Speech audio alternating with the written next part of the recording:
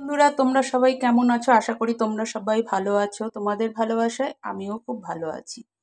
আমি আজকে তোমাদের একটা নতুন ধরনের, নতুন স্বাদের লাউর ঝোল, পাতলা ঝোল করা দেখাবো চিংড়ি মাছ দিয়ে।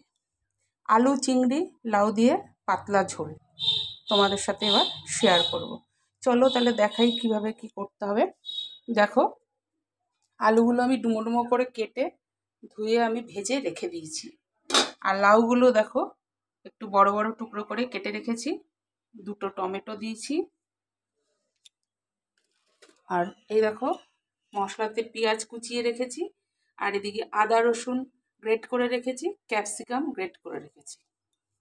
এবার আমি রান্নাটা শুরু করি, তোমাদের দেখাই কিভাবে কি করছি। সবার প্রথমে আমি দিয়ে দিচ্ছি, দেখো, একটু গোটা জিরে। গোটা জিরেটা দিয়ে দিলাম। এরপরে আমি দিয়ে দেব পেঁয়াজ কুচি।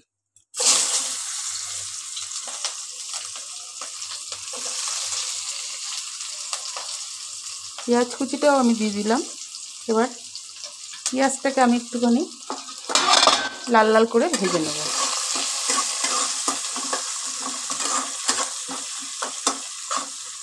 লাল লাল করে ভেজে নিয়ে তারপরে আমি দেখাচ্ছি কি করে কি করতে হবে।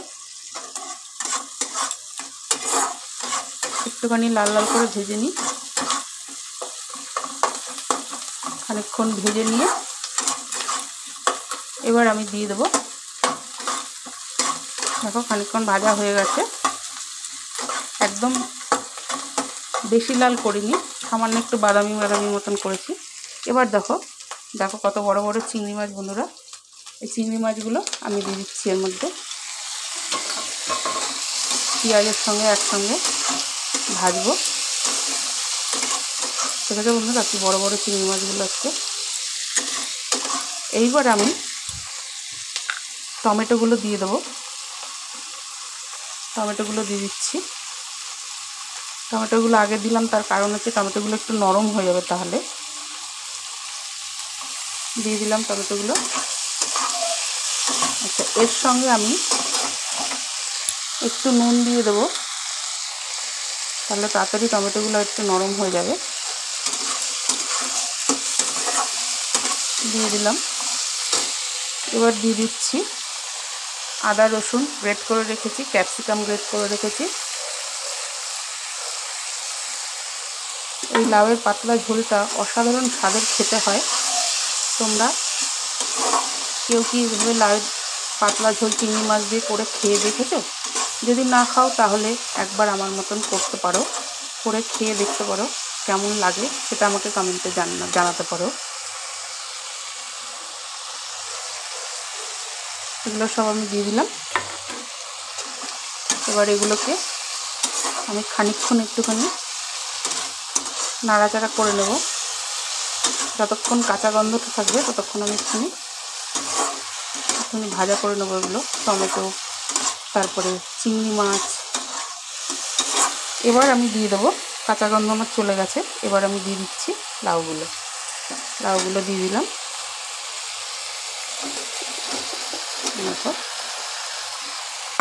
লাউগুলোকে সব দিয়ে দিলাম। এবার লাউগুলো এর সাথে ভাজবো খানিকক্ষণ। তারপরে আমি মশলা দেবো, গুঁড়ো মশলা কিছু। সবার লাস্টে বন্ধুরা দেব গরম মশলা। দেখো, গরম মশলা রেখেছি, গরম মশলা দেব। আর ধনেপাতা কুচি করে রেখে দিয়েছি, ধনেপাতাটাও ছিটিয়ে দেবো নামানোর আগে। দেখো, এগুলো একটুখানি ভেজে নিই সব কিছুর সাথে। যে মাছের সাথে লাউটা একটুখানি ভেজে নিই। আলু তো আমি আগেই ভেজে রেখেছি। এবার দেখো বন্ধুরা, লাউটা আমি খানিকক্ষণ কষিয়ে নিয়েছি। এবার আমি একে একে সব মশলাগুলো দিয়ে দেবো। নুন আগের তো আমি দিয়েছি খানিকটা। এবার হলুদ দিলাম। এবার দেবো কাশ্মীরি লঙ্কার গুঁড়ো, আরেকটু দিয়ে দিচ্ছি কাশ্মীরি লঙ্কার গুঁড়ো। এবার দিচ্ছি জিরের গুঁড়ো, এবার দিচ্ছি চিনি, দেখো পরিমাণ মতো চিনি দিয়ে দিলাম। এবার ভালো করে কষাতে হবে মশলার সাথে। আচ্ছা, এবার দিয়ে দিচ্ছি কাঁচা লঙ্কা পেস্ট, দেখো কাঁচা লঙ্কা পেস্টও দিয়ে দিচ্ছি।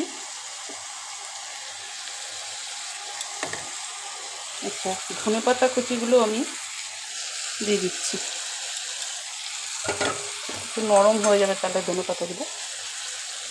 এখন রসময়ের ধনেপাতা তো খুব একটা নরম না, শক্ত শক্ত মতন, ওই জন্য দিয়ে দিলাম আমি এর সাথে ধনেপাতাগুলো। এবার সব একসঙ্গে কষিয়ে নেব মশলার সাথে। এবার দেখো বন্ধুরা, আমার লাউটা কষানো হয়ে গেছে। এবার আমি জল ঢেলে দিচ্ছি, তারপরে আমি আলুগুলো দিয়ে দেবো। কারণ যেহেতু আমি আলুগুলো আগে ভেজে রেখেছি, ঝোলটা একটু পাতলা পাতলাই হবে, ওই জন্য জলটা একটু বেশিই দিলাম। তারপরে লাউ আলুগুলোও সেদ্ধ হবে। দেখো দিয়ে দিলাম। এবার আমি আলুগুলোও দিয়ে দিচ্ছি এর সঙ্গে, আলুগুলোও দিয়ে দিলাম। এবার আমি কড়াইটাকে ঢেকে দেবো। আচ্ছা, গরম মশলাটা আমি একবারে দিয়ে ঢেকে দিচ্ছি, দেখো গরম মশলাও দিয়ে দিলাম।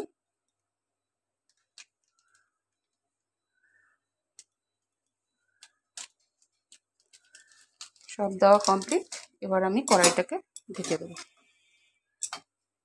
আমার আজকের ভিডিওটা যদি তোমাদের ভালো লাগে তাহলে একটা লাইক, কমেন্ট, শেয়ার কিন্তু অবশ্যই করবে। ওহো, আরেকটা কথা বলা হয়নি, ফেসবুক পেজ থেকে দেখলে পেজটিকে ফলো করে দিও, ইউটিউব থেকে দেখলে চ্যানেলটিকে সাবস্ক্রাইব করে পাশে থাকা বেল আইকনটি প্রেস করে দিও। তাহলে নিত্য নতুন প্রত্যেক দিনের রান্নার ভিডিও তোমাদের কাছে সবার আগে পৌঁছে যাবে। আজ এই পর্যন্ত। তোমরা সবাই সুস্থ থেকো, ভালো থেকো, সাবধানে থেকো। কাল আবার নতুন কোনো ভিডিও নিয়ে হাজির হব। আজকের মতো টাটা, বাই বাই।